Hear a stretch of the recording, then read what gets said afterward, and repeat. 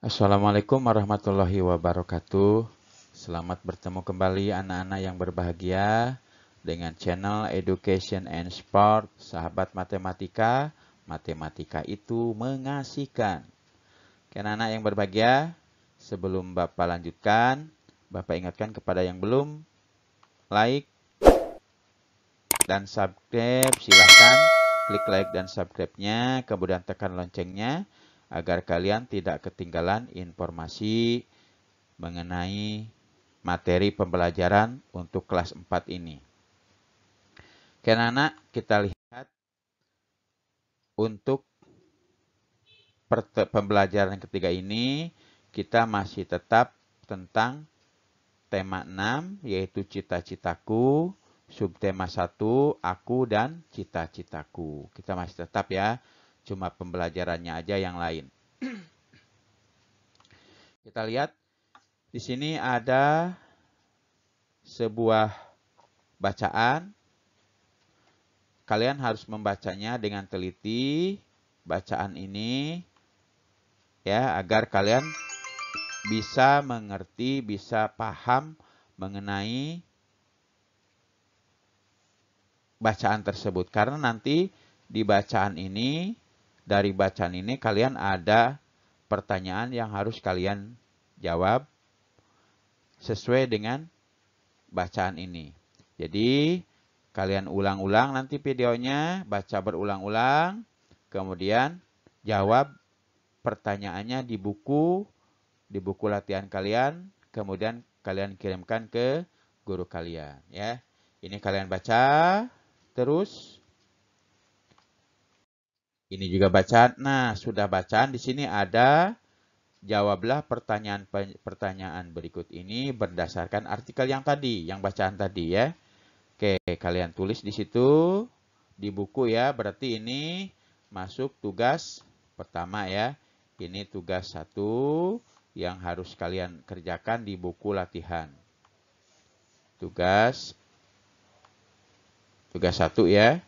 Kalian kerjakan di buku tulis kalian. Yang harus kalian kerjakan cuma 4 soal ya. Kalian baca sendiri nanti biar kalian paham. Nah, jadi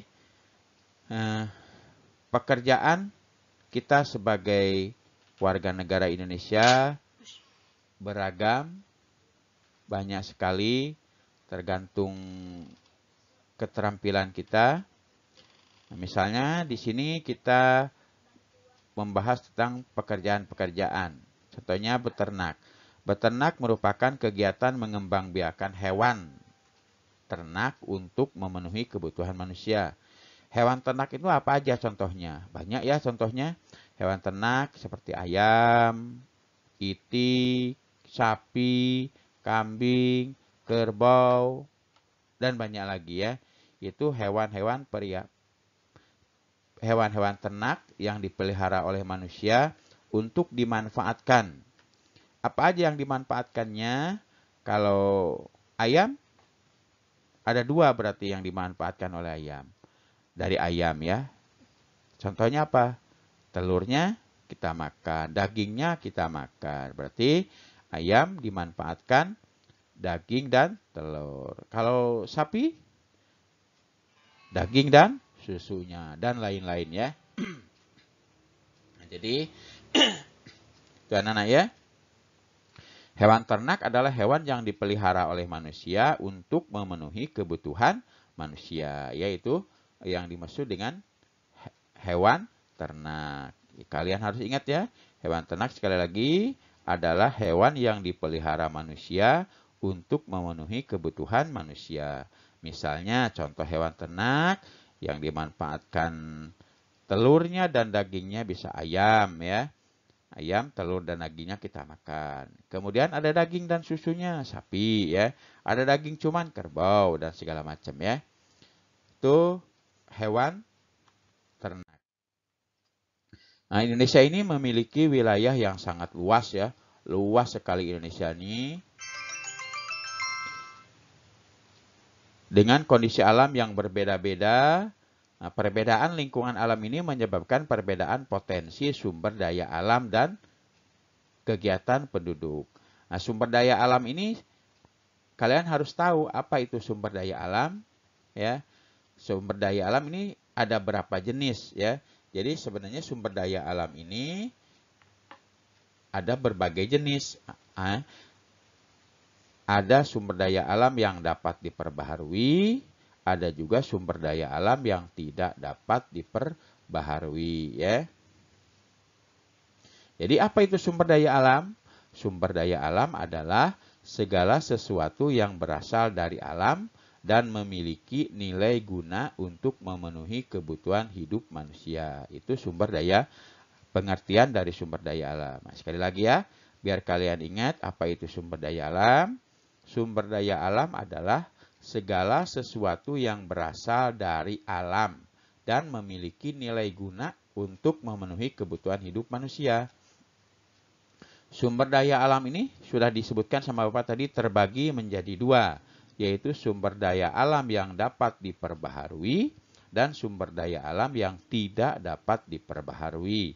Sumber daya alam yang dapat diperbaharui contohnya seperti tumbuhan, hewan, ya. Tumbuhan, hewan bisa kita adakan kembali dalam waktu yang singkat, yaitu contoh sumber daya alam yang bisa diperbaharui.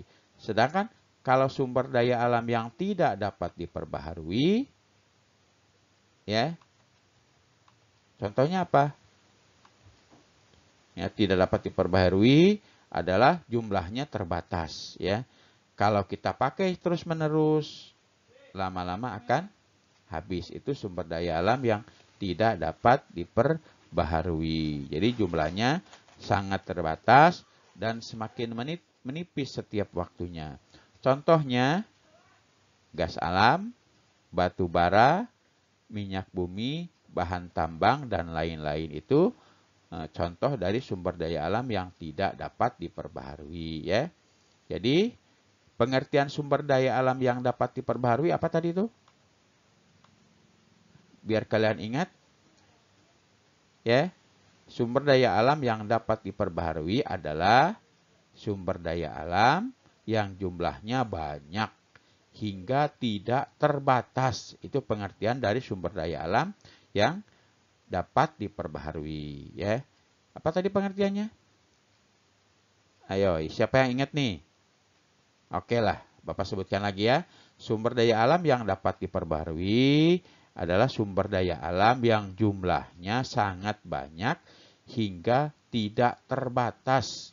Nah, contohnya air, udara, tanah, tumbuhan, sinar matahari, hewan, dan lain-lain, ya. Banyak lagi. Banyak lagi, ya.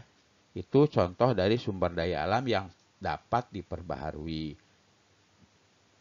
Sedangkan sumber daya alam yang tidak dapat diperbaharui adalah sumber daya alam yang jumlahnya sangat terbatas dan semakin menipis setiap waktunya.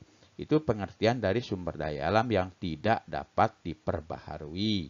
Contohnya gas alam, batu bara, minyak bumi, bahan tambang, dan lain-lain, ya. Nah, jadi sumber daya alam ini terbagi menjadi dua jenis, yaitu sumber daya alam hayati, ya, dan sumber daya alam non hayati. Oke, lihat lagi ya, sumber daya alam ini ada terbagi lagi menjadi dua, yaitu sumber daya alam hayati dan sumber daya alam non hayati. Sumber daya alam hayati berasal dari makhluk hidup, baik itu binatang maupun tumbuhan. Contohnya apa? Kayu, rotan, kapas, rempah-rempah, ikan, ayam, sapi, beras, gula, susu, dan banyak lagi, ya. Itu sumber daya alam hayati, ya. Sekali lagi, sumber daya alam hayati ini sumber daya alam yang berasal dari mana? Dari makhluk hidup, ya. Seperti apa? Seperti tumbuhan, binatang, dan banyak lagi, ya. Sementara sumber daya alam non hayati adalah sumber daya alam yang tidak tidak berasal dari makhluk hidup seperti udara, air, gas alam, sumber cahaya matahari, batu-batuan, bahan hasil tambang dan lain-lain. Itu sumber daya alam non hayati ya. Manfaat dari sumber daya alam ini banyak sekali ya. Seperti apa coba? Siapa yang bisa menyebutkan? Ya, banyak sekali lah ya. Contohnya tadi sumber daya alam hayati seperti non hayati ya, seperti udara. Seperti udara ini untuk apa udara? Untuk kita bernapas ya. Bagi tumbuhan untuk bernapas, selain untuk bernapas juga untuk membuat makanan. Itu udara. Air banyak sekali. Air untuk mandi, mencuci, minum, segala macam. Banyak sekali ya. Sinar matahari apalagi. Banyak manfaatnya bagi kita ya. Adapun beberapa manfaat sumber daya alam antara lain sebagai penghasil energi. Ada sumber daya alam sebagai penghasil energi. Misalnya apa?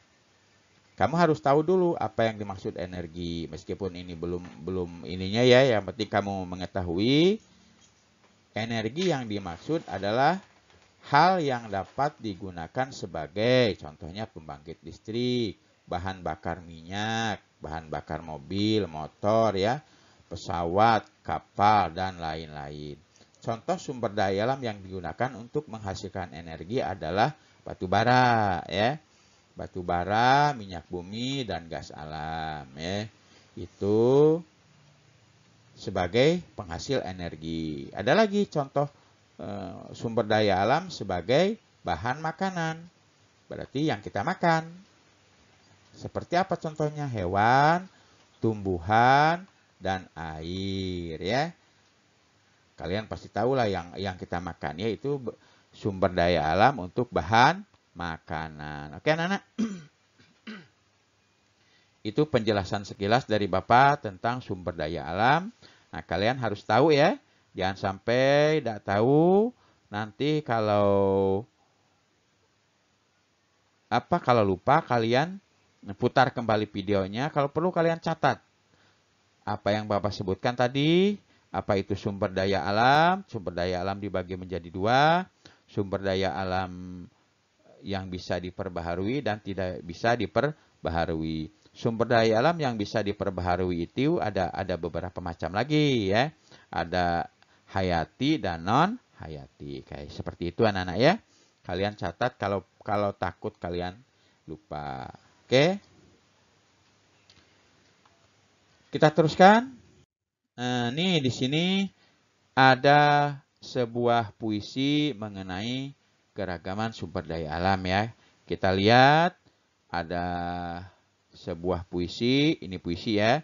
Kamu kemarin sudah belajar mengenai puisi, satu bait puisi terdiri dari berapa baris. Ini satu bait ya. Nah, ini ya, 2 bait. Nah, ini 3 bait. Oke. Nih. Nah, seperti itu. Ingat rima, kamu ingat pengertian rima apa? Ya, di sini ada bunyi-bunyi yang belakangnya huruf, yang belakangnya biasanya sama di puisi tersebut ya. Ini H, ini A, H. Berarti sama ya, sama polanya. Kalau ini H, ini A, yang ini bisa A atau bisa H ya, sama polanya. Oke, ini sebuah puisi yang harus kamu jawab. Nanti ada pertanyaannya sesuai dengan puisi ini ya. Ini tugas yang kedua. Oke, nah ini dia tugas kedua. Tugas kedua yang harus kalian kerjakan di buku adalah yang ini ya. Tugas kedua sesuai dengan puisi tadi. Jawabannya ada di puisi. Apa judul puisi tersebut? Berarti kamu catat judulnya apa tadi puisi tersebut, siapa pengarangnya. Apakah yang kamu bayangkan ketika kamu membaca puisi judul puisi tersebut ya. apa yang terbersit di pikiran kamu saat kamu membaca puisi tersebut. Nomor 2 ya. Kemudian nomor 3, menurutmu apakah isi puisi tersebut? Apa isinya? Ya, nomor 3. Nomor 4, berapakah jumlah bait dalam puisi tadi? Tadi sudah Bapak kasih ya, ada berapa bait tuh. Ya. Kemudian yang kelima, berapa jumlah baris setiap baitnya. Tinggal kamu hitung aja nanti yang sudah Bapak kasih tanda merah tadi. Kemudian yang keenam, tentukan rima setiap bait pada puisi tersebut. Nah, sudah Bapak kasih ini juga ya tadi ya. Nah, jadi untuk pertemuan kali ini ada 2 tugas ya. Kedua-duanya tugas tersebut sesuai dengan bacaan. Kalau tadi bacaan tentang seorang peternak ya, peternak. Yang kedua tentang puisi. Jadi kamu isi, tulis soalnya di buku, kemudian foto, kirimkan jawabannya ke guru kalian. Ya, itu untuk pertemuan ketiga ini. Pertemuan ketiga tentang menjawab sebuah dari wacana ya, menjawab pertanyaan yang ada pada wacana dengan menjawab pertanyaan pada puisi. Oke anak-anak, untuk pertemuan ketiga itu aja tugas kalian. Ada 2 tugas, silahkan kalian kerjakan. Sebelum Bapak akhiri, Bapak ingatkan lagi, kalau masih ada yang lupa, ya, yang lupa mengklik like dan subscribe-nya, silahkan klik like dan subscribe-nya ya, agar kalian tidak ketinggalan informasi tentang materi pembelajaran untuk kelas 4. Silahkan tekan loncengnya ya. Dan jika menurut kalian video ini bermanfaat bagi kalian, bagi teman-teman kalian, bagi tetangga, bagi saudara, silahkan sebarkan atau share video ini bisa melalui media sosial seperti Facebook, WA, Instagram, Twitter, ya. Silahkan di-share biar ilmu yang ada di materi ini, di video ini bermanfaat bagi teman-teman kalian, saudara kalian, atau tetangga kalian, ya. Jadi sekali lagi silahkan share. Biar ilmu yang ada berkembang ya, berkembang.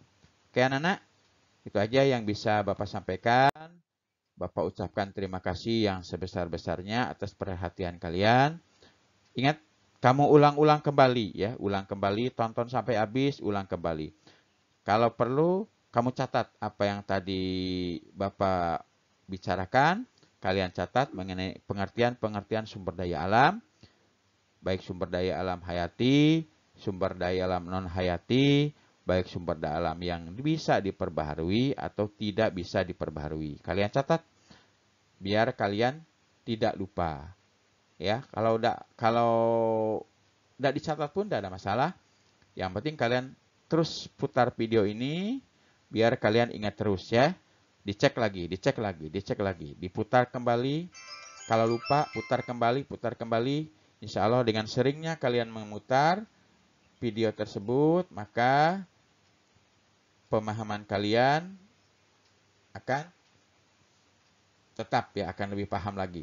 Kalian akan cepat mengerti, paham, tahu tentang pengertian-pengertian yang Bapak sebutkan tadi. Karena itu aja yang bisa Bapak sampaikan. Sekali lagi Bapak ucapkan terima kasih yang sebesar-besarnya. Bapak akhiri, wabillahi taufiq wal hidayah. Wassalamualaikum warahmatullahi wabarakatuh. Sampai ketemu di pertemuan di pembelajaran yang keempat. Silahkan kerjakan tugasnya sekali lagi di buku latihan kalian.